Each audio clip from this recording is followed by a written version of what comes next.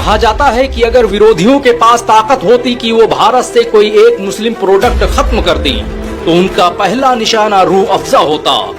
रूह अफ़ज़ा वो नाम है जिसने न सिर्फ विरोधियों की सत्ता और उनके वर्चस्व को चुनौती दी है, बल्कि उसने भारत के लिए जो किया वो आज तक कोई नहीं कर पाया।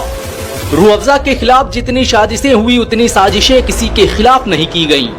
ये वो शरबत है जिसे बर्बाद करने के लिए धर्म के ठेकेदारों ने अपनी पूरी ताकत लगा दी। ये वो मशरूब है जिसे मिटाने के लिए पूरा तंत्र एक हो गया।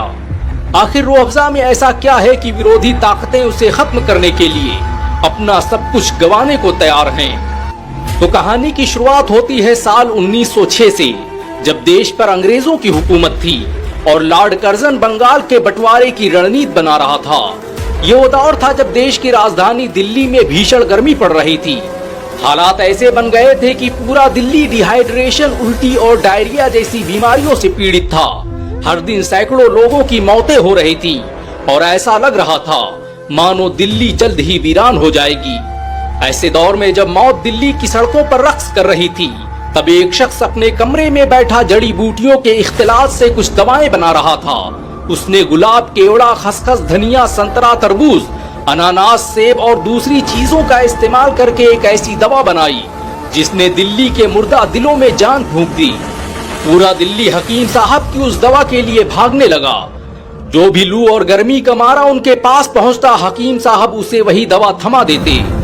थोड़े ही दिनों में दिल्ली में यह खबर फैल गई कि लाल कुआं बाजार में एक हकीम है जिसके पास ऐसी जड़ी बूटी है जिससे हर बीमारी का इलाज किया जा सकता है।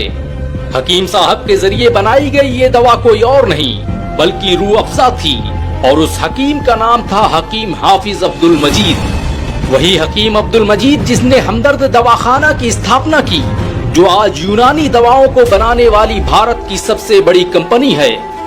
हकीम अब्दुल मजीद के जरिए बनाई गई इस दवा ने उस वक्त पूरे देश में कोहराम मचा दिया। कोई घर और कोई इलाका ऐसा नहीं था जहां पर यह दवा मौजूद न हो।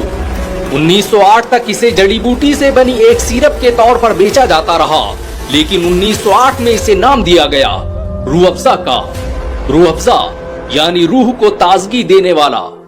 ये नाम उर्दू अदब के मशहूर लेखक पंडित दयाशंकर नसीम की लिखी किताब मसनवी गुलजार नसीम से लिया गया था। जो लोग आज धर्म और संप्रदाय के नाम पर उर्दू और रूह अफ़ज़ा का विरोध कर रहे हैं, उन्हें खबर नहीं कि रूह अफ़ज़ा का नामकरण करने वाला शख्स दयाशंकर नसीम एक हिंदू था। रूह अफ़ज़ा की शोहरतें दिन ब दिन आसमान छूती जा रही थी। इसकी बढ़ती मांग को देखते हुए हकीम अब्दुल मजीद ने इसे एक ब्रांड के रूप में स्थापित करने का फैसला किया और 1910 में पहली बार रूह अफ़ज़ा का लेबल तैयार किया गया। इसे मशहूर आर्टिस्ट मिर्जा नूर अहमद ने डिजाइन किया था। रूह अफ़ज़ा को बनाया तो एक दवा के रूप में गया था, लेकिन उसे शोहरतें एक शरबत के रूप में मिली। रूह अफ़ज़ा अपनी तरह का एक पहला प्रयोग था। जिस दौर में भारत में रंगीन छपाई आसान नहीं थी, उस दौर में इसके लेबल को रंगीन कलर में प्रिंट किया गया। रूह अफ़ज़ा का पहला लेबल मुंबई के बोल्टन प्रेस ने छापा था। शुरुआत में रूह अफ़ज़ा को वाइन शेप की कांच की बोतलों में बेचा गया। हकीम अब्दुल मजीद ने बोतल को आकर्षित बनाने के लिए रंगीन लेबलों का इस्तेमाल किया, जो बाद में इसकी पहचान बन गए। बहुत कम लोग जानते हैं कि रूह अफ़ज़ा के लेबल और उसकी पैकेजिंग में आज तक कोई बदलाव नहीं किया गया है। आपको ये जानकर शायद हैरानी हो सकती है कि रूह अफ़ज़ा को बनाने का तरीका और उसका फार्मूला आज तक हकीम अब्दुल मजीद के परिवार के अलावा कोई नहीं जानता। इसे पिछले 100 सालों से गुप्त रखा गया है। रूह अफ़ज़ा को लू और गर्मियों की तपिश के इलाज के तौर पर इजाद किया गया था। इसे बनाने में यूनानी चिकित्सा पद्धति का इस्तेमाल किया गया। रूह अफ़ज़ा में 35 से अधिक फलों और जड़ी बूटियों का मिश्रण है, जिसमें संतरा, अनानास, स्ट्रॉबेरी, रसबेरी जैसे फल शामिल हैं। इसमें गुलाब जल और केवड़ा जैसे यूनानी नुस्खे भी इस्तेमाल हुए हैं, जो इसे ठंडक और औषधीय गुण प्रदान करते हैं। रूह अफ़ज़ा क्या है उसका अंदाजा इसी बात से लगाया जा सकता है कि हमदर्द का सालाना टर्नओवर 2500 करोड़ रुपए के ऊपर है, जिसमें अकेले रूह अफ़ज़ा से 700 करोड़ की कमाई होती है। रमजान के महीने में इसके बगैर कोई दस्तरख्वान नहीं सजता। ये शरबत आज भारत की तहजीब और विरासत का हिस्सा बन चुका है। रूह अफ़ज़ा की कामयाबी के साथ हमदर्द दवाखाने का नाम पूरे भारत में फैल गया। 1947 तक हमदर्द एक ऐसा ब्रांड बन गया था जो रूह अफ़ज़ा के अलावा सैकड़ों तरह की दवाएं बेचता था। हमदर्द द्वारा बनाई गई दवाएं आज भी पूरी दुनिया में इस्तेमाल की जाती हैं। पूरे भारत में हमदर्द के 5 लाख से भी ज्यादा आउटलेट मौजूद हैं और इसके द्वारा बनाई गई 600 से अधिक दवाओं से करोड़ों इंसानों की जिंदगी बचाई जा चुकी है। हमदर्द की वेबसाइट के मुताबिक ये कंपनी हर साल 30 करोड़ से ज्यादा यूनिट्स का उत्पादन करती है, जो इसके वैश्विक प्रभाव को दर्शाता है। रूह अफ़ज़ा से लेकर साफी, रोगने बादाम शीरी, जोसीना जैसी दवाएं आज हर घर में अपनी जगह बना चुकी हैं। 1922 में जब भारत में आजादी की रूपरेखा बनाई जा रही थी, तब हमदर्द ने देश के स्वदेशी आंदोलन में बड़ी भूमिका निभाई। देश के मतवाले रूह अफ़ज़ा का शरबत पीते और क्रांति की आग को भड़काने में लग जाते। हकीम अब्दुल मजीद ने देश और समाज की बड़ी खिदमतें की, लेकिन इसी साल 1922 को उनका इंतकाल हो गया। हकीम मजीद तो चले गए, लेकिन वो अपने पीछे एक ऐसी विरासत छोड़ गए जो आज पूरी दुनिया को अपनी गिरफ्त में ले चुकी है। 1947 में देश के बंटवारे का हमदर्द और रूह अफ़ज़ा पर गहरा असर पड़ा। हकीम अब्दुल मजीद के बेटे हकीम अब्दुल हमीद तो भारत में रहे, लेकिन उनके छोटे भाई हकीम मोहम्मद सईद पाकिस्तान चले गए, जहां उन्होंने हमदर्द पाकिस्तान की स्थापना की। और जब बांग्लादेश की स्थापना हुई तो इसकी एक शाखा वहां भी खोली गई। भारत में रहे हकीम अब्दुल हमीद ने 1948 में हमदर्द भारत को वक्फ कर दिया।